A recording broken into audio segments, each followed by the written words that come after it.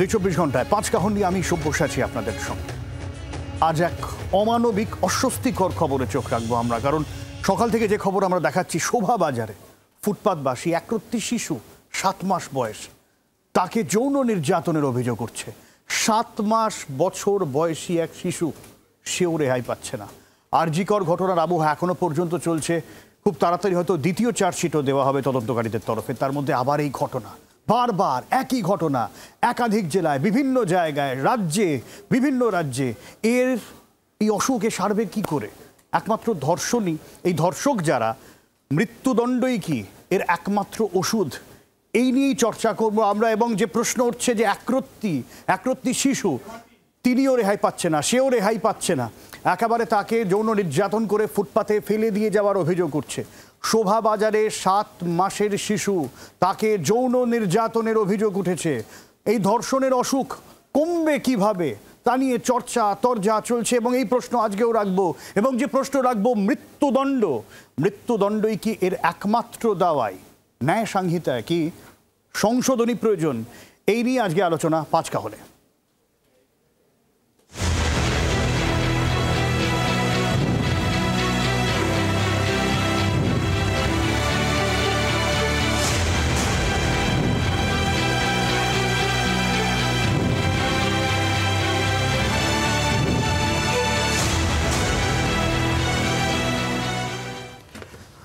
আর স্টুডিওতে রয়েছেন, একটু আপনাদের সঙ্গে আলাপ করিয়ে দেবো। আমাদের সঙ্গে তৃণমূলের নেতা মৃত্যুঞ্জয় পাল থাকবেন, আমাদের সঙ্গে বিজেপির দেবাশিস ধর রয়েছেন, অরিন্দম গোস্বামী কংগ্রেসের রয়েছেন আমাদের সঙ্গে, এবং সেলিম রহমান আইনজীবী রয়েছেন আমাদের সঙ্গে।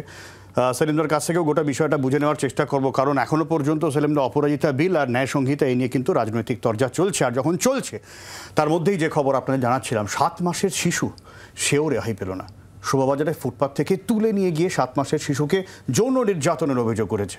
ফুটপাতে ঘুমিয়েছিলেন বাবা মা, তখনই ওই শিশুটিকে তুলে নিয়ে যাওয়া হয় বলে দাবি করা হয়। পরে শিশুটিকে উদ্ধার করে পুলিশ, অভিযুক্তের খোঁজে তল্লাশি জারি। গত ৩০শে নভেম্বরের ঘটনা। বটতলা থানা এলাকারই এক বাসিন্দা রাত ১:৩০ সময় পুলিশকে ফোন করেন। বলেন ফুটপাতে এক শিশু পড়ে কাঁদছে। সেই সময় এক দম্পতি পুলিশের কাছে তাদের কন্যা সন্তান নিখোঁজ বলে অভিযোগ করেছিলেন। পরে দেখা যায় ওই শিশুটিই তাদের সন্তান। তারা ফুটপাতে যেখানে থাকেন সেখান থেকেই ১০০ মিটার দূরে মেলে শিশুটিকে রক্তাক্ত অবস্থায়। ফুটপাতবাসিনী ওই মহিলা রাত ১:৩০ সময় পুলিশকে ফোন করেন। মিনিট ১৫-র মধ্যেই ঘটনাস্থলে পৌঁছে যায় বটতলা থানার পুলিশ, এবং সঙ্গে সঙ্গে ওই মহিলা এবং তার কন্যা সন্তানকে নিয়ে যাওয়া হয় আরজিকর হাসপাতালে। আরজিকর হাসপাতালে ডাক্তারি পরীক্ষায় দেখা যায় ওই ৭ মাসের একরত্তির ওপর যৌন নির্যাতন চলেছে। শিশুটি এখনও হাসপাতালে চিকিৎসাধীন। পক্সো আইনে মামলা রুজু করে তদন্ত শুরু করেছে পুলিশ। এখনো পর্যন্ত পুলিশ সূত্রে খবর, একজন অভিযুক্তের খোঁজ চলছে, যাকে ওই এলাকা থেকে ১০০ মিটার দূরে একটি সিসিটিভি ক্যামেরায় ওই সময় উদ্দেশ্যবিহীনভাবে এলাকায় ঘোরাঘুরি করতে দেখা গেছে। তবে ওই ব্যক্তি অভিযুক্ত কিনা, অন্য কোন ব্যক্তি অভিযুক্ত, এবং এই মুহূর্তে সেই অভিযুক্ত কোথায় রয়েছে, এ সম্পর্কে পুলিশ নিশ্চিত করে এখনো পর্যন্ত কিছু জানাতে পারছে না। ২৪ ঘন্টার জন্য ক্যামেরায় তরুণের সঙ্গে অয়ন, কলকাতা। আমি আইনি বিষয়টায় পরে আসবো। যে ঘটনা ঘটে গেছে সেই ঘটনার একটু প্রতিক্রিয়া শুরুতে নিয়ে আমি সেলিমদার কাছ থেকে শুরু করি গোটা বিষয়টা শুরুতে। সেলিমদা, আমরা আরজিকর নিয়ে দেখেছি গোটা কলকাতা উত্তাল হতে। প্রত্যেক স্তরের সমাজের মানুষ পথে নেমে প্রতিবাদ জানিয়েছেন। তারপরে যখন এই ঘটনা ঘটে, মানে শিশু নির্যাতনের ঘটনা, তারপরেও আমরা দেখেছি কি হয়েছে, অভিযুক্তকে মারধর, সেই ঘটনা দেখেছি। কিন্তু সেলিমদা, ৭ মাসের এক ফুটফুটে বাচ্চা। দেখুন, আপনার কথার মধ্যেই বেসিক্যালি কিছুটা উত্তর রয়েছে। সেটা হচ্ছে যে এটা কি একটা রোগ, এবং রোগটা ইন্ডিভিজুয়াল না সামাজিক রোগ? আর সামাজিক রোগ হলে তাহলে সেই রোগটাতে যাচ্ছে কেন? দেখুন, আইন করা হচ্ছে, প্রত্যেক দিন করা হচ্ছে, সেটা একটা পার্ট। আপনি বললেন, আমি পরে না হয় সেটা নিয়ে আসবো। কিন্তু এই যে ঘটনাগুলো ঘটছে, যদি আনরেস্ট থাকে এবং সামাজিক অবক্ষয়কে যদি থামানো না যায়, শুধু আইনি সাজা দিয়ে কিন্তু দিনকে দিন বাড়াতে থাকলে আমার মনে হয় না তাতে আটকাবে। কারণ সমাজে যখন মানুষের মধ্যে দেখবেন চারিদিকে কেউ শান্ত নয়, কেউ সুখে নেই, তো সেই যে শিক্ষাটা, সেই শিক্ষা এক হচ্ছে পুঁথিগত শিক্ষা, সেকেন্ড হচ্ছে সামাজিক শিক্ষা, সংযম এবং নিজের প্রবৃত্তিগুলোকে রোখা। সেটা যদি একটা ড্রাইভ থাকে সামাজিকভাবে এবং সরকারের দিক থেকে, জুডিশিয়ারির দিক থেকে এবং অবশ্যই কন্টিনিউয়াস ড্রাইভের কথা বলছেন, কন্টিনিউয়াস ড্রাইভ। এবং আজকের দিনে যদি খেয়াল করে দেখেন, আমরা প্রচুর কিছু নিয়ে আলোচনা করি। যখন একটা ঘটনা ঘটে, আবার আজকে আলোচনায় বসে গেছি, কিন্তু একটা ঘটনা ঘটলে তখনই একটা ড্রাইভ আসে, একটা আলোচনা আসে, কিন্তু সমষ্টিগত বা একখানা full proof government turn except ওই একটা আইন বানিয়ে দিলাম, আইন বানিয়ে দিয়ে কিন্তু আইনটাকে শুধু কড়া করে দিলাম। আমি আসবো দেবাশিস স্যার। দেখুন, এটা তো সামাজিক ব্যাধি এবং ক্রমশ এটা বাড়ছে।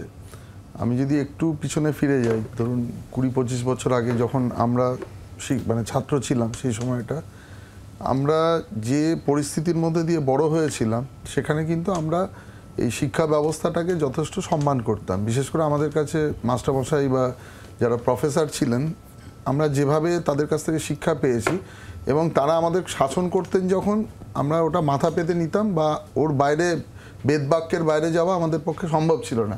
কিন্তু তারপরে আপনি দেখবেন ওভার দ্য পিরিয়ড আজকে যেভাবে সামাজিক অবক্ষয় হয়েছে, যেভাবে যেখান থেকে আমাদের চরিত্র গঠন হয়, সেই জায়গাটা যেখান থেকে ডেভিয়েশন হয়েছে, মানে গোড়ায় গলদ হয়ে গেছে বলছে। দিনের পর দিন কি হয়েছে, আজকে দেখছি উল্টো যদি কেউ কোনো টিচার কোনো মানে ছাত্রকে যদি কোনো শাসন করেন, উল্টো তার উপরে একটা আক্রমণ, মানে পর পর পর। এইটা কিন্তু একদিনে হয়নি, এটা সামাজিক ব্যাধির মতো আস্তে আস্তে আস্তে আস্তে আপনি বলতে পারেন ভুলে গেছি। সোসাইটি যে অবক্ষয়, আমার যদি চরিত্র গঠন না হয়, আমি কোনটা ভালো কোনটা মন্দ, ভয় পেতেও ভুলে গেছি। আইনকে ভয় পাচ্ছি না, পুলিশকে ভয় পাচ্ছি না। বাবা মা, আমাদের গুরুজন, শিক্ষক যারা ছিলেন, সেই ব্যবস্থাটা আমার মনে হয় অনেকটা নষ্ট হয়ে গেছে। এবং দিনের পর দিন এটা হওয়ার ফলে যেটা হয়েছে, তাহলে কিন্তু দেখুন, যদি আপনি বেসিক শিক্ষাটা আপনার মানে বেসিক ভিতটা যদি ঠিক মতো না হয়, সেই বিল্ডিংয়ের ফাউন্ডেশন ভালো হবে না। ঠিক। আমি অরিন্দমের কাছে আসি। দেখো, প্রথম কথা হচ্ছে আজকে যে ঘটনাটা ঘটেছে, তাতে নিজেকে তো মানুষ বলে পরিচয় দিতে লজ্জা করছে। কেননা আমরা নিজেরাই ক্লেম করি যে আমরা নাকি সবচেয়ে সভ্য জীব। সেই সভ্য জীব যদি আজকে এরম একরত্তি 5-6 মাস 7 মাসের বাচ্চাকেও এরমভাবে যৌন নিগ্রহ করে, মানে তাকে মৃত্যুর চেয়ে বেশি যন্ত্রণা যারা দিচ্ছে, আমি সেই সমাজের প্রতিনিধিত্ব করছি, এটা বলতে লজ্জা হওয়ার কথা। আমি বিশ্বাস করি আমার সাথে যারা রয়েছেন, যারা রাজনৈতিক ব্যক্তিত্ব যারা রয়েছেন, যারা পুলিশের কর্তৃপক্ষ রয়েছেন, এমনকি যারা সাধারণ মানুষ রয়েছেন, তারা প্রত্যেকেই আমার সাথে একমত হবেন যে মানুষের পক্ষে এই জিনিসটা করা সম্ভব না।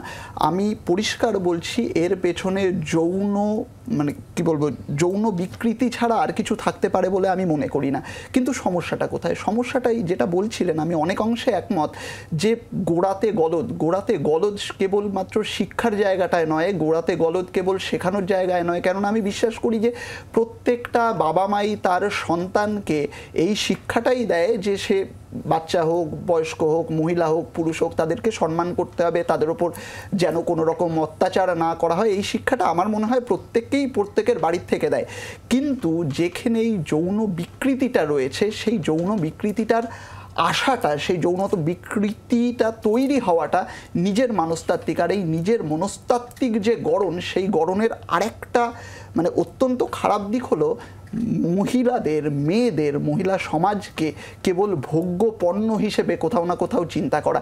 আমরা সমাজের বুকে দেখেছি, আমরা ছোটোর থেকে দেখেছি যে কোথাও না কোথাও এই শিক্ষাটাও আমাদের সবাইকে সমানভাবে দেখতে হবে ইত্যাদি ইত্যাদি। এর পাশাপাশি কোথাও না কোথাও এই শিক্ষাটাও দেওয়া হয়, ও কিন্তু মেয়ে, ও কিন্তু দুর্বল, ও কিন্তু তোমার থেকে কম পারে, ওর জন্য ওকে সাপোর্ট করো। এই যে তার দুর্বলতাটা আমাদের সামনে তুলে ধরার চেষ্টা করা হয়, তাকে কেবলমাত্র ভোগ্য পণ্য হিসেবে দেখানো হয়।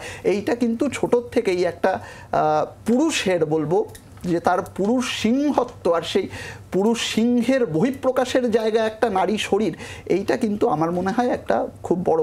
ঠিক, কিন্তু এই বিষয়টা যখন একটা 7 মাসের বাচ্চার ওপর গোটা বিষয়টা তখন অস্বস্তিটা আরো বাড়ে। আমি মৃত্যুঞ্জয়ের কাছে, আর মৃত্যুঞ্জয় আমরা যে খবর দেখাচ্ছিলাম যে শোভাবাজারে 7 মাসের একটা শিশু, তার উপরে যৌন নিগ্রহের যে অভিযোগ উঠেছে। আমরা আইনি বিষয়টায় পরে আসছি। আমি একেবারে রাজনৈতিক দলের প্রতিনিধি হিসেবে তোমার মতামত চাইবো। যেরকম দেবাশিস দা একটা পয়েন্ট ধরিয়ে দিল যে কোথাও গিয়ে আমাদের গোড়ায় গলদ রয়ে যাচ্ছে, শিক্ষা ব্যবস্থা নড়বড়ে রয়ে যাচ্ছে, আমরা টিচারদের ভয় পেতে ভুলে গেছি, সামগ্রিকভাবে ভয় পেতে ভুলে গেছি আমরা, আইনের ভয়, পুলিশের ভয় সার্বিকভাবে কমে আসছে।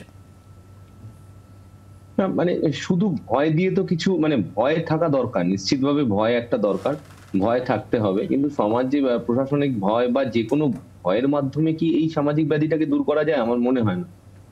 মানে শিক্ষা নিশ্চিতভাবে দরকার আছে, এবং কিন্তু তার মানে কি শিক্ষিত যারা ধর্ষণ করে না? আমাদের ভারতবর্ষের যে মানে স্ট্যাটিস্টিকটা দেখা যাচ্ছে, তাতে দেখা যাচ্ছে যে অধিকাংশ মহিলারা ধর্ষিত হচ্ছে তার পরিবারের বা পরিচিতদের মধ্যে থেকেই। 7 মাসের একটা শিশুকে ধর্ষণ করা, এটা তো আমরা ভাবতেই পারি না সভ্য সমাজে এটা হতে পারে।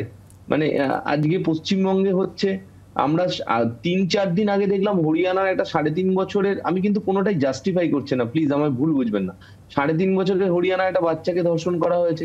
মানে এগুলো না, মানে বিকৃত মনস্কা বললেও তো কম বলা হবে। এদের এইটা সমাজ থেকে কিভাবে দূর করা যাবে, এটা সামাজিক ব্যাধি। এর জন্য ভয় দেখানোর জন্য বা যে কোনো করার জন্য একটা আইন আনতে পারে। দেখুন, আমরা অপরাজিতা বিল আনছি, আমরা বারবার বলছি সেটা যেইভাবেই হোক রাজ্যপালের কাছে গেছে, এবং রাজ্যপাল থেকে পাস করার পরে আমরা সবকিছু ভাবেই চাইছি যে এটাকে, অপরাজিতা বিলটা আইনে বাস্তবায়িত হোক। আমরা চাই যে এই ধরনের ধর্ষণের মতো ঘটনায় উচ্চ শাস্তি, ফাঁসি দেওয়া হোক, ধর্ষণ খুনের ঘটনায়। কিন্তু তারপরেও কোনো একটা জায়গায় গিয়ে কিন্তু একটা সামাজিকভাবে সবার দায়িত্ব থাকে। আমার মনে হয় যে আমরা একটা স্কুল হোক, কলেজ, মানে ক্লাবগুলোতে হোক, সামাজিকভাবে হোক, প্রত্যেকটা মানুষের একটা দায়িত্ব আছে, তো কর্তব্যবোধ আছে। তো আমরা শিক্ষার সাথে সাথে কালচার ব্যাপারটাও, এই কালচার ব্যাপারটাকে গ্রো করতে হবে, একটা মানুষের সাথে করা, মানে সেলিম যেটা বলছি না আর কি, একটা কন্টিনিউয়াস সোশ্যাল ড্রাইভের মধ্যে দিয়ে আমাদের যেতে হবে। কিন্তু যেরকম মৃত্যুঞ্জয় যেরকম বলছিল যে কোথাও গিয়ে একটা বিল আনা এবং তাতে মৃত্যুদণ্ডের পক্ষে সওয়াল, এখানেই প্রশ্ন, ধর্ষকের শাস্তি একমাত্র কি মৃত্যুদণ্ড? নতুন করে বিতর্ক উস্কে দিয়েছিল আরজিকর কাণ্ড, আর যার জেরে বিধানসভায় পাস হয়েছিল অপরাজিতা বিল, আর সেই বিল নিয়ে এবার আরও সুর চড়াচ্ছে তৃণমূল। আর শোভাবাজারে এই একরত্তি যৌন নির্যাতনের ঘটনায় ফের নতুন করে ধর্ষণ অসুখের দাওয়াইয়ের প্রশ্ন। যেখানে সার্কামস্ট্যান্সিয়াল এভিডেন্স, পারিপার্শ্বিক আপনার তথ্য প্রমাণ আপনার বিরুদ্ধে, সেখানে আমি কেন একটা লোককে 4 বছর 3 বেলা খাইয়ে জেলে রাখবো? কেন তার ক্যাপিটাল পানিশমেন্ট হবে না? সমাজে তার বেঁচে থাকার অধিকার নেই? আরজিকর কাণ্ডের শুরু থেকেই অভিষেক বন্দ্যোপাধ্যায় তার অবস্থান স্পষ্ট করে দিয়েছেন, ধর্ষণের শাস্তি একমাত্র মৃত্যুদণ্ড। বিধানসভায় সর্বসম্মতভাবে অপরাজিতা বিল পাশ হয়, সমর্থন জানান বিরোধী দলনেতাও। আমরা তার জন্য অপেক্ষায় থাকব যে কবে এই বিলটা রুলসে পরিণত হবে এবং বিএনএসএ ইনকর্পোরেট হয়ে এই বিল রুলসে পরিণত হয়ে কার্যকর হবে। যদিও বিল এখনো আটকে, এই অবস্থায় শোভাবাজারে 7 মাসের শিশুকে যৌন নির্যাতনের ঘটনায় নতুন করে মৃত্যুদণ্ড বিতর্ক সামনে আসছে। অপরাজিতা বিল অনুযায়ী ধর্ষিতার মৃত্যু বা ভেজিটেটিভ স্টেটের মতো পরিস্থিতিতে ধর্ষকের মৃত্যুদণ্ডের নিদান রয়েছে। ভারতীয় ন্যায় সংহিতায় ধর্ষিতার মৃত্যু বা ভেজিটেটিভ স্টেটের মতো পরিস্থিতিতে ধর্ষকের 20 বছরের সশ্রম কারাদণ্ড অথবা যাবজ্জীবন অথবা মৃত্যুদণ্ডের নিদান রয়েছে। ভারতীয় ন্যায় সংহিতায় ধর্ষণের ন্যূনতম 10 বছরের জেল, গণধর্ষণে 20 বছরের জেলের নিদান রয়েছে। অপরাজিতা বিলে 21 দিনের মধ্যে প্রাথমিক তদন্ত রিপোর্ট জমা দেওয়ার কথা বলা হয়েছে, 30 দিনের মধ্যে বিচার প্রক্রিয়া শেষ করার কথা বলা হয়েছে। যৌন নির্যাতনের অভিযোগে 52টি বিশেষ আদালত গঠন করে জেলা স্তরে বিশেষ অপরাজিতা টাস্ক ফোর্স গঠনের কথা বলা হয়েছে। ভারতীয় ন্যায় সংহিতায় তদন্ত শেষ করে বিচার প্রক্রিয়ার সময়সীমা 2 মাস। কঠিন কঠোর সাজা দিয়ে ভবিষ্যতে ধর্ষকদের মনে ভয় ঢোকানোই মৃত্যুদণ্ডের লক্ষ্য। কিন্তু মৃত্যুদণ্ড কি সত্যিই ধর্ষণ বা নারী নির্যাতন কমাবে? 1967 সালে আইন কমিশনের 35তম রিপোর্ট বলছে মৃত্যুদণ্ড অপরাধ কমায় এই ধারণার মধ্যে সত্যতা আছে, যদিও এই ব্যাপারে নানান দেশের তথ্য পরিসংখ্যান পরস্পর বিরোধী। 2015 সালের আইন কমিশন রিপোর্ট আবার বলছে মৃত্যুদণ্ডের আদেশে সমাজে বাড়তি কোনো সুফল হয় না। দিল্লিতে নির্ভয়াকাণ্ডের পরেও মৃত্যুদণ্ড নিয়ে প্রবল চর্চা হয়। এনকাউন্টারের তথ্য জোরদার হয় 2019 সালে। তেলেঙ্গানার শামশাবাদে এক পশু চিকিৎসককে গণধর্ষণ করে খুন করার অভিযোগ ওঠে। হায়দ্রাবাদের শাদনগরে এনকাউন্টারে 4 অভিযুক্তেরই মৃত্যু হয়। ধর্ষকের শাস্তি একমাত্র এনকাউন্টার কিনা তা নিয়ে তখন গোটা দেশ তোলপাড় হয়ে যায়। বিচারের দীর্ঘসূত্রিতার পাল্টা এনকাউন্টার কিনা তা নিয়ে আবারও চর্চা হয় গত সেপ্টেম্বরে। বদলাপুরে স্কুল ছাত্রীকে যৌন নির্যাতনে অভিযুক্তের এনকাউন্টার করা হয় বলে অভিযোগ। রাজনৈতিক দলের নেতারাও সওয়াল করছেন ধর্ষণের সাজা হোক মৃত্যুদণ্ড। অপরাধীর মৃত্যুতেই কি অপরাধ কমবে? মৃত্যুর ভয়ে কি এই অসুখের দাওয়াই? ব্যুরো রিপোর্ট, জি24 ঘন্টা। এই প্রশ্নই থাকুক সেলিমদার কাছে। দেখুন, মানে একজন যখন অফেন্ডার কোনো অফেন্স করে সেটা একটা হিংসা।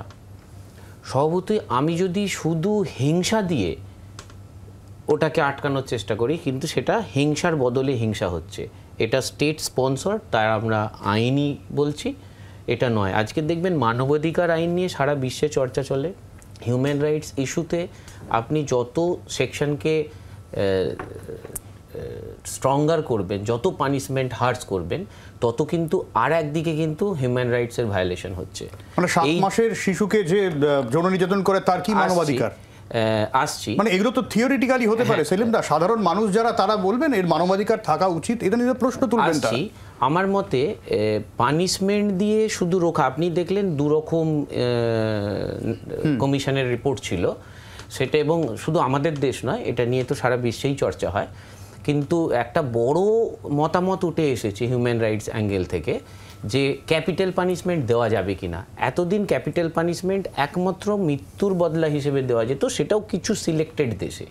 রেপে ছিল না। আমাদের বিএনএসএতে বলল লাইফ কনভিকশন মানে ন্যাচারাল লাইফ, মানে তার মাঝখানে কোনো কনসিডারেশন হবে না, এবং ওই ভেজিটেটিভ স্টেটে গেলে তখন তাকে ডেথ দেওয়া হবে। অপরাজিতা আইনটা তার পরবর্তীকালে আরও সিচুয়েশন যখন একটা সোসাইটি আউটব্রাস্ট করছে, তখন সেটাকে সাময়িকভাবে সামাল দেওয়ার জন্য একটানা হলো যে না, কোনো 20 বছরও নয়, লাইফ কনভিকশনও নয়, তাকে একদম ডেথে পাঠিয়ে দাও।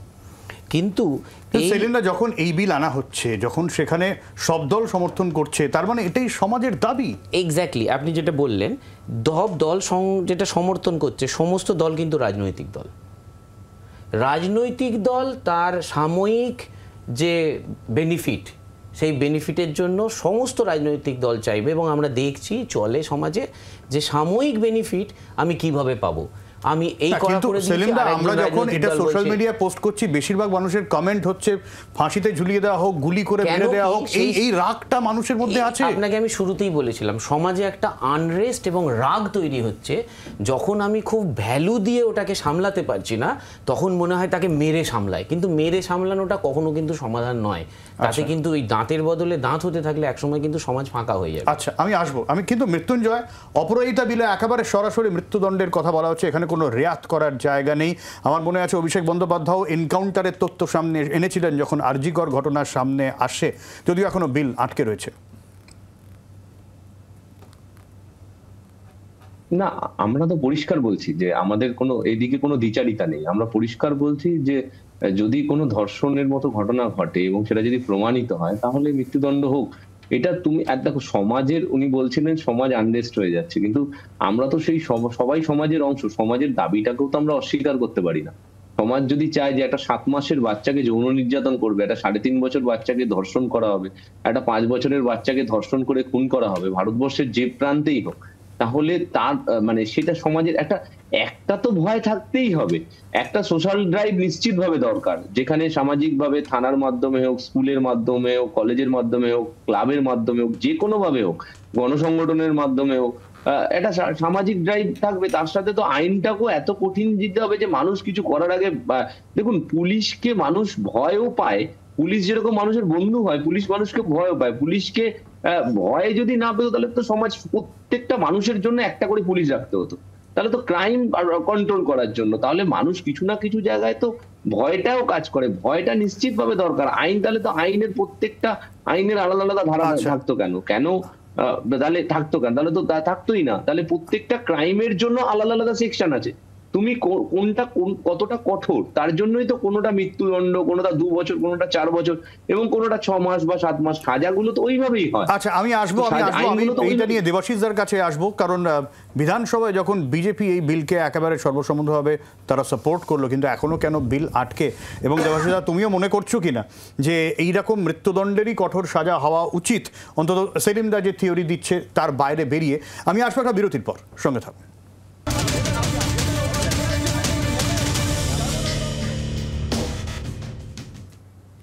তিরিশতম কলকাতা চলচ্চিত্র উৎসবের সূচনায় মুখ্যমন্ত্রী মমতা বন্দ্যোপাধ্যায় সরাসরি। এবং গৌতম দা কালকে যখনই আমায় বলেছিলেন যে সব রেডি আছে, আমি কিছু জানি না, আমি অতিথি হিসেবে যাচ্ছি, এটা আপনাদের কাজ, আপনারাই করবেন। কিন্তু গৌতম দা আমাকে অনেকটা দায়িত্ব ছেড়ে দিয়ে চলে গেছে। যে নামগুলো গৌতম দার কভার করা উচিত ছিল সব আমার কাছে দিয়ে নিয়ে গিয়ে একটা শর্ট স্পিচ দিয়ে চলে গেছে। এখন এইসব অকেশনে বেশি বলার থেকেও মানুষ সিনেমাটাও দেখতে পছন্দ করেন। যদিও আমরা কিছুক্ষণ বাদেই দেখব, এই প্রোগ্রাম হয়ে যাওয়ার পরে, তপন সিনহার বিখ্যাত বই গল্প হলেও সত্যি। আমি সকলে যারা এখানে উপস্থিত আছেন বা যারা উপস্থিত থাকতেও হয়তো পারেননি, দূর থেকে লক্ষ্য করছেন বা দূর দূরান্তে কোনো কাজে ব্যস্ত আছেন, তাদের সকলকে আমাদের প্রাণভরা অভিনন্দন জানাবো। আমি প্রথমেই বলি, আমার এখানে আমি যদি ধরি সবাইকে, মিস্টার রানে থেকে শুরু করে সব্যসাচী দা, দুলাল দা, বিমান দা, চিরঞ্জিত দা, আমাদের কত সিনিয়র, আমাদের মাধবীদি, হ্যাঁ টিটোদা যেটা আমরা বলি ডাকনাম, আমি শত্রুঘ্নজি, দেব, সৌরভ, এরা তো অনেক ছোট, সাবিত্রীদি থেকে শুরু করে রঞ্জিত দা থেকে শুরু করে, এবং ছোটরা তো আছেই, এমন কেউ নেই যে এখানে প্রেজেন্ট নেই। ওদিকে সৃজিত, ওদিকে শতাব্দী, রচনা থেকে শুরু করে কৌশিনী থেকে শুরু করে, ওর নামটা হচ্ছে সৌমিত্রিষা, কত বড় বড় নাম বলুন, এখন হয়ে গেছে সব। এবং আমার চিফ সেক্রেটারি আছে, মুনমুন সেন এসছে এই অবস্থাতেও, জাস্ট পরশুদিন ওদের কাজ শেষ হয়েছে, আমি অনেক অনেক কৃতজ্ঞতা জানাচ্ছি। মনোজ পন্ত আমাদের চিফ সেক্রেটারি, আমাদের নন্দিনী আছে হোম সেক্রেটারি, আমাদের এ আছে লাভলি আছে, জুন আছে, যিশু আছে, বনি আছে, পাওলি দাম আছে, আর আমি ওদিক থেকে দেখতে পাচ্ছি না কারা কারা, আচ্ছা সায়ন্তিকা আছে। আর টেলিভিশনে এখন খুব ঝগড়া করছে আমাদের সীতমা আছে। সামনেও আমি রাজাবাবু থেকে শুরু করে রাজা গজা, অম্বরীশ জানি আমি ওর অনেক সময় আমরা কি করি, সিনেমার নামটা না বলে, আমরা নিজের নামটা না বলে বই সাহিত্য বা ক্যারেক্টারের নাম বলি। হরদা আছে, সৌমতে, আমাদের বিশেষ করে সোহম থেকে শুরু করে একেবারে রুক্মিণী থেকে শুরু করে চন্দ্রিমা থেকে শুরু করে অরূপ, ববি, শশীপাজা থেকে শুরু করে আমি অনেককেই দেখতে পাচ্ছি। আমাদের কলকাতা পুলিশ কমিশনারও আছেন, মদনও আছেন। I must congratulate all of my foreign friends now, because this festival specially dedicated for you people, and we are really very, very grateful to all of you and your film stars, your producers, your directors, filmmakers, your ambassadors, Mr. Argentina, the great filmmakers, Mr. Cesar, Argentina Honorable Ambassador, all the other friends from different country, so many diplomats, and my friends, I please convey our humble regards to your all the film industry all over the world, and through you we convey our best wishes and our happy new year greetings in advance to all of your family members also.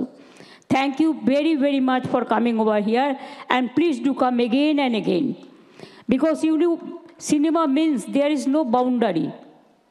It unites the people. World is one. We are one. Only somebody is staying somewhere. Only some languages are being spoken. But as a human being, we are all one. Same family. We belong to world family. Thank you so much for everybody. আমাকে কতগুলো কাজ দিয়েছে গৌতম দা, এগুলো আমাকে না বললে আমায় ধরবে আবার। সেটা হচ্ছে শত্রুঘ্ন সিনহা, বিশেষ করে এবারে আমরা এটা ডেডিকেটেড করতে চেয়েছিলাম আমাদের ইন্টারন্যাশনাল ফ্রেন্ডসদের, যার জন্য আপনারা দেখতে পাচ্ছেন ডায়াস রঞ্জিত দাদের পাশাপাশি আমাদের ফুল অফ ইন্টারন্যাশনাল ফ্রেন্ডস ও very very important and senior also, তাদের আমরা একাকার করে নিয়েছি। এবং সৌরভ বাংলার ব্র্যান্ড অ্যাম্বাসাডার এবং সারা ভারতের গর্ব কেন, আমি বলবো বিশ্বের গর্ব। খুব ভালো করে। ডোনাও আমাদের খুব ভালো পারফরমেন্স করেছে, আমাদের যে কালচারাল টিম, তাদের আমি অনেক অভিনন্দন জানাচ্ছি। এছাড়া আমাদের বিশেষ করে অনেকের শতবর্ষ চলছে, যেমন তপন সিনহার শতবর্ষ চলবে, তেমনি মনে রাখবেন আমাদের প্রিয় অভিনেত্রী অরুন্ধতী দেবী, চিত্র পরিচালক হরিসাধন দাশগুপ্ত, অভিনেতা মার্লন ব্র্যান্ডো, মার্সেলো মাস্টিয়ানি, সোভিয়েত চিত্র পরিচালক সের্গেই পর্জনভ, তেলেগু সিনেমার আইকন আক্কিনেনি নাগেশ্বর রাও, এই সমস্ত বিখ্যাত পরিচালকদেরও, ফিল্ম পার্সোনালিটিদেরও শতবর্ষ চলছে। তাই তাদের স্মরণ করে অনেক এক্সিবিশন এবং নানান রকম পারফরমেন্স হবে। এছাড়াও এবছরে আমরা যাদের হারিয়েছি তাদের ভোলার নয়। অভিনেতা মনোজ মিত্র, উৎপলেন্দু চক্রবর্তী, কুমার সাহানি, গৌতম হালদার, অনুপ কুমার মুখোপাধ্যায়, সকলকে আপনারা জানেন আমাদের বাংলায় সত্যজিৎ রায় থেকে শুরু করে, তপন সিনহা থেকে শুরু করে, ঋত্বিক ঘটক থেকে শুরু করে, এমনকি ঋতুপর্ণ আজ নেই, কিন্তু আমার খুব মনে পড়ে ওদের কথা। কারণ আমাদের সাথে সম্পর্ক, আমি উত্তম কুমারকে দেখিনি, কিন্তু উত্তম কুমারের পরিবারের সকলে এখানে এসছে আজকে। Our great son of this land, the filmmaker Uttam Kumar, you know, his family is also present here. আমি তাদের সকলকে অভিনন্দন জানাচ্ছি। সৌমিত্রদাকে আমরা দেখেছি, সৌমিত্রদার সাথে কতগুলো প্রোগ্রাম করার সুযোগও আমার হয়েছে। বিভিন্ন বইমেলায় এসছেন, চলচ্চিত্র উৎসবে এসছেন, বঙ্গবিভূষণে এসছেন, সুতরাং আমি দেখেছি। সেই রকম মনে রাখবেন তপন সিনহা, ঋত্বিক ঘটকদের আমাদের চোখে না দেখতে পারলেও ঋত্বিক ঘটকের স্ত্রীকে আমি খুব ভালো চিনতাম, কারণ তিনি আলিপুরে একটি দুর্গাপূজা করতেন এবং ববিদের পাড়ায় আমি যেতাম তাদের পুজোতে। সুরমাদি সম্ভবত নাম, সুরমা ঘটক, আমি তার কাছে যেতাম, তিনিও প্রয়োজনে আমার কাছে আসতেন ঋত্বিক ঘটকের মৃত্যুর পর, কাজেই চিনতাম। তপন সিনহা আমার মনে আছে, আজকের দিনটায় আমি 26 দিনের একটা অনশন শুরু করেছিলাম। তখন তপনদার সাথে আমার আলাপ ছিল না, কিন্তু উনি আমাকে একটা চিঠি লিখেছিলেন, সেই চিঠিটা আজও আমি রেখে দিয়েছি আমার আন্দোলনটাকে অভিনন্দন জানিয়ে। এই হিসেবে তপনদাকে চিনতাম। আর অন্যান্য সবাই যদি বলেন, আজকে যারা এখানে মঞ্চে উপস্থিত আছে, along with all the international figures who are sitting here from Bengal also and India also, they are also very popular and very familiar also, and they are very lovable people also. They always extend their cooperation for all of us, even for cinema, the cultural things, and everything from their heart. They are dedicated for this purpose. Thanks a lot. সিনেমার কোনো boundary নেই, এই পৃথিবী একটাই দেশ, আমরা সবাই এক।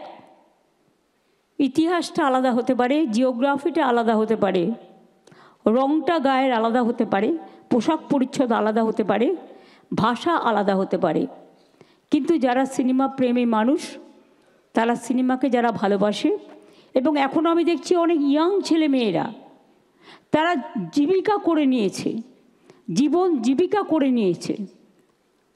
টেলিউড, টলিউড, বলিউড, হলিউডকে অনেক সময় হার মানিয়ে দেয়, কিন্তু তাদের কম্পিটিশানে হয়তো সেই লবিটা নেই, যে লবিটার জন্য অত দূর যেতে হয়, সেই দূরটায় পৌঁছাতে পারে তারা। একদিন আসবে যেদিন আমি মনে করি আজকে যে বিশ্বের ছবি বাংলার মাটিতে এসছে, মনে রাখবেন 143টা দেশের, 21টা দেশের প্রায় 175টা ছবি দেখানো হবে। আর ফ্রান্স যেহেতু আমাদের এবারে আমাদের থিম কান্ট্রি, ফোকাস কান্ট্রি, তাই ফ্রান্সেরও 21টা সিনেমা দেখানো হবে 11 তারিখ পর্যন্ত বিভিন্ন হলে এই সিনেমাগুলো চলবে। এবার আমি বলেছি, রিকোয়েস্ট করেছি, বিশেষ করে কারণ আমি তো ইন্টারফেয়ার করি না, বাট রিকোয়েস্ট করেছি এই কারণে, গৌতম দাদের বলেছি বা কমিটি মেম্বারদের, যে দয়া করে দেখবেন ইন্টারন্যাশনাল ফিল্মও যেমন চলবে, তেমনি বাংলা ফিল্মও যেন একটা গুরুত্ব পায়, এবং এবারে অনেক বাংলা ফিল্ম দেখানো হবে। সেটা যারা কাজ করে ফিল্মে, তার জন্য তারা গর্বিত বোধ করবে, তারা গর্ববোধ করবে। এর থেকে বেশি আমার কিছু বলার নেই। শত্রুঘ্নজি, you are the Indian icon now. Amitabh ji is not well. Last time also I went to his residence and I met him. He told me all this. So I'm concerned about his health. But in absence of him, you are here. So we remember all the icons of Mumbai also, Bollywood, and also we remember all the icons of Hollywood also. There is a bridge between Hollywood, Bollywood, and Tollywood. I will request my international friends, please see that our talent is very high. Their skill, their performance, and their talent is gone just like sky high. Please use them, utilize them, and bring also your cinema, your artist, and also Bengal. The beauty is that unity in diversity is there. So there is a hill, deep forest, and Bay of Bengal, where we can produce so many good cinema also. Sometimes we see the cinema from your country, but please show our country also through your cinema. Then there will be an employment generation, and artists will be encouraged. And your artist and our artist, if they jointly work, I think it will go what I can say, where the mind is without fear and the head is held high. What our Rabindranath Tagore I quote him. So we know each other very well. আমি আপনাদের সকলকে অনেক অনেক আগাম বড়দিনের শুভেচ্ছা এবং happy new ইয়ারের শুভেচ্ছা আগেই জানিয়ে যাচ্ছি।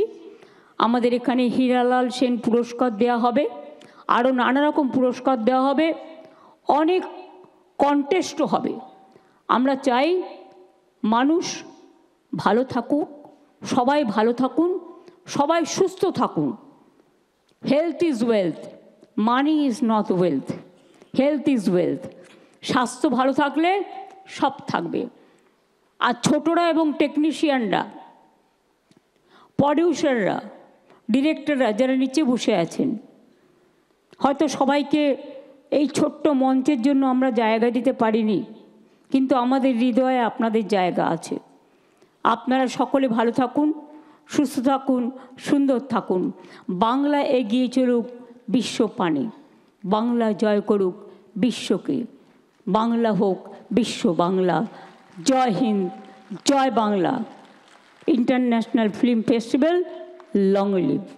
আমি এটুকু বলে আমার অনেক বড় বক্তৃতা, বাট চেষ্টা করেছি কাটশট করে, গৌতম দার সব কটা রাখতে পারিনি, বাট একটু একটু রেখেছি। ওহো, আমাকে বড় দায়িত্ব দিয়ে গৌতম দা নিজে একদম পেছনে গিয়ে বসে আছে। Thank you so much. But আপনারা যা খেটেছেন এবং আপনাদের এখনও 7 দিন যা কাজ আছে, ইটস এ হিউজ টাস্ক। ভালো করে করুন। আর আমাদের যারা ফরেন বন্ধুরা এসছেন, foreign friends, please give them full hospitality. And I will request you also, enjoy your life, enjoy your day, night, and also enjoy our weather, enjoy our cricket, our football, our culture, everything. Even enjoy the things from the rickshaw pullers to taxi drivers, even the downtrodden people, poor people, they love you very much. So with these words, আমি সবাইকে ধন্যবাদ জানিয়ে, আপনারা কষ্ট করে এসছেন, অনেক কষ্ট করে এসছেন, কিন্তু এবারে ছোট্ট একটা জায়গায় আমরা করেছি। তার কারণ কখনো কখনো ভেন্যু চেঞ্জ হওয়ারও দরকার আছে, মানুষকে ডিফারেন্ট জায়গায় যাবার সুযোগ দেওয়ার জন্য। ভালো থাকবেন, সুস্থ থাকবেন। আবার বলি অনেক অনেক ধন্যবাদ, নমস্কার, শুভনন্দন সকলকে। আর গৌতম দা, অভিনন্দন আমাকে এই সুযোগ করে দেওয়ার জন্য। ধন্যবাদ দিদি, থ্যাংক ইউ সো মাচ। আমরা সরাসরি ছিলাম কলকাতা চলচ্চিত্র উৎসবের উদ্বোধনী অনুষ্ঠানে, আলিপুরের ধনধান্য অডিটোরিয়াম থেকে সরাসরি ছিলেন মুখ্যমন্ত্রী মমতা বন্দ্যোপাধ্যায়। আলোচনা আবার ফিরে আসবো যে বিষয় নিয়ে আমরা আলোচনা করছিলাম, যে ধর্ষকের শাস্তি কি, ধর্ষকের দাওয়াই কি একমাত্র মৃত্যুদণ্ড? অপরাজিতা বিলের কথা তুলেছিল মৃত্যুঞ্জয়, এবং সেই ক্ষেত্রে আমি দেবাশিসদার কাছে আসবো। এই অপরাজিতা বিল, যেখানে তৃণমূলের তরফ থেকে দাবি করা হচ্ছে এটা একটা অ্যামেন্ডমেন্ট হওয়া উচিত ভারতীয় ন্যায় সংহিতায়। যদি আপনারা বিধানসভায় সমর্থন করেছেন, আপনারাও মৃত্যুদণ্ডের পক্ষে সওয়াল করছেন, তাহলে এখনো পাশ হচ্ছে না কেন বিল? কেন এখনো পর্যন্ত আইনে সংশোধনী আনা হচ্ছে না? দেখুন, আমরা দেখুন ন্যায় সংহিতাতে যথেষ্ট গুরুত্ব দিয়ে প্রত্যেকটি জিনিসের যে যা তার এগেনস্টে যা পানিশমেন্ট হওয়া উচিত সেটা ভেবেচিন্তেই করা হয়েছে। তো আরজি করের পার্সপেক্টিভে যে জায়গায় এটা দাঁড়ায়, সেই জায়গা থেকে দাঁড়িয়ে বিজেপি সরকারের পাশে দাঁড়িয়ে এটাকে সমর্থন করেছে। কিন্তু একটা জিনিস দেখুন, যে মানে কিভাবে ওটা ইমপ্লিমেন্টেশন হবে সেটা তো সরকারের বিষয়। সরকার নিশ্চয়ই দায়িত্ব নিয়ে সেটা ইমপ্লিমেন্ট করবেন। সেক্ষেত্রে যেহেতু রাজ্যপালও সাইন করে দিয়েছেন, তাহলে এবার সরকারের বাকি দায়িত্বটা নিয়েও সেটা করা উচিত। আমাদের এখানে একটা জিনিসই আমি বলতে পারি, এখানে দেখুন আইন অনেকবারই সংশোধন হয়েছে, নতুন আইন এসছে, কিন্তু তাতে কি আমাদের চেঞ্জেস হয়েছে সেটা দেখা অত্যন্ত গুরুত্বপূর্ণ। দুটো জিনিস আমি বলতে পারি। এক, যে অপরাধ কিন্তু বেড়েছে। অপরাধ বেড়েছে কেন? আবার বলছি যে সামাজিক অবক্ষয় এবং সমাজকে, যে সমাজ ব্যবস্থা যেটা, সেটা আইনের শাসন ঠিকমতো না চলার জন্য আজকে যে পরিস্থিতি এসে দাঁড়িয়েছে, আজকে কিন্তু অপরাধটাকে কেউ আর অপরাধ মনে করছে না। বিশ্বাস করুন, মানে সবাই কিন্তু এই একটা কীরকম, মানে আমরা সবাই রাজা, আমাদের এই রাজার রাজত্বে এই জায়গায় গিয়ে যদি না দাঁড়াতো, তাহলে কিন্তু আজকে এই দিনটা আসতো না। আচ্ছা, 2 নম্বর একটা বলে শেষ করে দিচ্ছি, যে আরেকটা জিনিস হচ্ছে যে অনেক সময় এই বিলের যেটা আমাদের প্রভিশন রয়েছে সেখানে কিন্তু এই যে মিথ্যা কেস এবং তার জন্য যে স্টেপস নেওয়াগুলো দরকার আছে, বা যে পুলিশ অফিসার এটা তদন্ত করছেন তিনিও যদি মিথ্যা তদন্ত করেন, তার এগেনস্টে যে প্রভিশনগুলো রয়েছে সেটাও খুব স্ট্রিনজেন্ট করা উচিত। কারণ কোনো মানুষকে যাতে এখানে ফাঁসানোর কোনো বিধান না থাকে। এটাও আমার সময় একদম কম। অরিন্দম, দেখো, ভারতবর্ষে যে শাস্তি অলরেডি এক্সিস্টিং সেটা যথেষ্ট করা, কিন্তু এটার যেটা নিয়ে প্রশ্ন ওঠে বারবার করে যে বিচারের যে দীর্ঘসূত্রিতা, কিন্তু আমরা কখনোই মনে করি না অভিষেক ব্যানার্জির কথা মতো যে কাউকে গুলি করে দেওয়া যেতে পারে, এক কথায় বিচার না দিয়ে গুলি করে দেওয়া যেতে পারে, বিচার না করে তার ফাঁসি হয়ে যেতে পারে। যদি বিচার পর্বে কেউ দোষী সাব্যস্ত হয়, তার করার থেকে কড়া, চরমতম কড়া শাস্তি হওয়া উচিত বলে আমরা মনে করি। সেটা কি?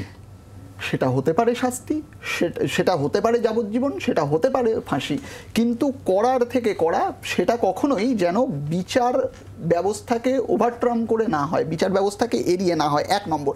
আর আমি সবচেয়ে বড় যে কথাটা বলবো, দেখো, পরিষ্কার কথা হচ্ছে যে prevention is better than cure. তো আজকে ভারতবর্ষে, এই কথাটা আমি রাজনৈতিকভাবে বলতাম না, কিন্তু আমি বলতে বাধ্য হচ্ছি যে আজকে দেখো, ভারতবর্ষ সেই দেশ যেখানে একটা মানে বিশেষ দিনে ভারতবর্ষে ধর্ষককে মুক্তি দেওয়া হয়েছে।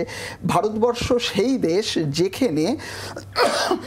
যেখানে কুলতলিতে যখন একটি বাচ্চা মেয়ে তাকে খুন করা হয়, পুলিশ প্রাথমিক অবস্থায় পক্সো কেস না দিয়ে বলে আমরা এখনো প্রমাণ পাইনি যে তার সাথে যৌন হেনস্থা করা হয়েছে। ভারতবর্ষ, পশ্চিমবঙ্গ সেই দেশ যেখানে এখনো ফুটপাথে মানুষকে শুতে হয়, আর আমরা তো দেখলাম যে এই রাত্রিবেলার ফুটপাথ আমাদের কাছে কতটা নিরাপদের। আজকে সরকারের যেটা করার, ভারতবর্ষের এই মানুষগুলো যেন রাত হোক দিন হোক তার যে নিরাপত্তাটা, সেই নিরাপত্তাটা আগে সুনিশ্চিত করার দরকার।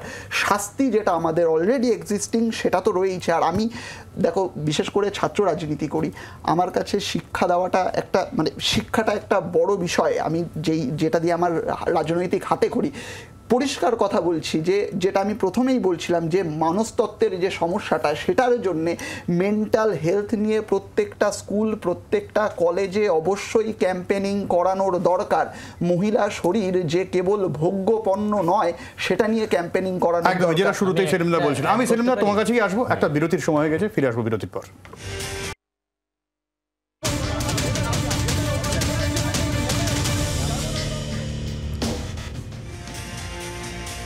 শেষ কথা সেলিমদার কাছ থেকে শুনবো। সেলিমদা, সাধারণ মানুষের অনেক অভাব অভিযোগ রয়েছে, বিচারের দীর্ঘসূত্রিতা, পুলিশি তদন্ত, নিরাপত্তা, সরকারের ভূমিকা, আইন, সমস্ত কিছু নিয়ে ক্ষোভ রয়েছে। সেই জায়গায় দাঁড়িয়ে যখন তারা সওয়াল করে যে গুলি করে মেরে দেয়া হোক, এনকাউন্টার করে দেয়া হোক, ফাঁসিতে ঝুলিয়ে দেওয়া হোক, এই রাগের বহিঃপ্রকাশ খুব একটা অস্বাভাবিক বলে তোমার মনে হয়? আমাদের একটা কথা আছে আইনে, there is no rule, there is no law. যদি ল শুধু বইয়ে লেখা থাকলে হয় না, সেটাকে পারফরমেন্স করতে হবে। এক্সিকিউটিভ, অ্যাডমিনিস্ট্রেশন সেটাকে যেন অ্যাক্ট করাতে পারে। তো এই জায়গা থেকে যখন এক্সিকিউটিভ ফেল করে, তখন তার কাছে একটা খুব সোজা রাস্তা থাকে যে এই যে একজনও যদি বলে থাকে যে এনকাউন্টার করো, এনকাউন্টার করা যায় না, এনকাউন্টার হয়। এনকাউন্টার করা মানে কিন্তু সেটা হত্যা। সেটা একজনও যদি ভয়েস রেজ করে এনকাউন্টারের জন্য, আর যদি রাজনৈতিক ব্যক্তিত্ব, দায়িত্বশীল মানুষ যদি এনকাউন্টার শব্দটাকে সাপোর্ট করে, সেটা কিন্তু বেসিক্যালি স্টেট স্পন্সর্ড মার্ডার। এই ক্ষেত্রে দেখতে হবে সরকারি ভূমিকা কি হচ্ছে। সরকার আইনে যেটা লেখা আছে, শুধু লিখলে হবে না। আমি আইনটাকে তো রোজ রোজ স্ট্রিনজেন্ট বানাচ্ছি, কিন্তু সেটা কি ফলো করা হচ্ছে? সেই আইনটা কি আলটিমেটলি জাজমেন্টেড যাচ্ছে? আমরা কিন্তু বেশ কিছু সাম্প্রতিককালে দেখেছি, এই যে রেপ, অফেন্স এগেনস্ট ওমেন নিয়ে বারবার এত কথা হচ্ছে, গভর্নমেন্ট কি সঠিক স্টেপ নিচ্ছে? আমরা কিন্তু মণিপুর দেখেছি, আমরা একদিনে বিশেষ দিনে দেখেছি রেপিস্টরা ছাড়া পাচ্ছে, তাদের গলায় মালা পরানো হচ্ছে। একদিকে আমি বলছি এগুলো করলে তাদেরকে ফাঁসিতে ঝুলিয়ে দেবো, আর একদিকে আমি অ্যাক্টিভিটি এই দেখাচ্ছি যে না, এগুলো এমন কিছু বড় নয়। আচ্ছা, সো স্বাভাবিকভাবেই এই যে রাজনৈতিক সদিচ্ছার অভাব, এবং সেটা সমাজের মধ্যে সর্বশ্রেণীর মধ্যে সেটাকে প্রভাবিত করার চেষ্টা হতে হবে, এবং এটাকে সাকসেসফুলি মানে সোজা কথা হচ্ছে, সরকার যদি দ্বিচারিতা না বন্ধ করে এই ইস্যুতে, তাহলে এটা চলতেই থাকবে। দ্বিচারিতা আছে, সরকার দ্বিচারিতা আছে, এবং এই ক্ষোভ জমতে থাকবে, এই ঘটনা ঘটতে থাকবে। এখানে শেষ করছি আপাতত, সঙ্গে থাকুন 24 ঘন্টা। বাংলার আওয়াজ, বাঙালির আবেগ, জি 24 ঘন্টা।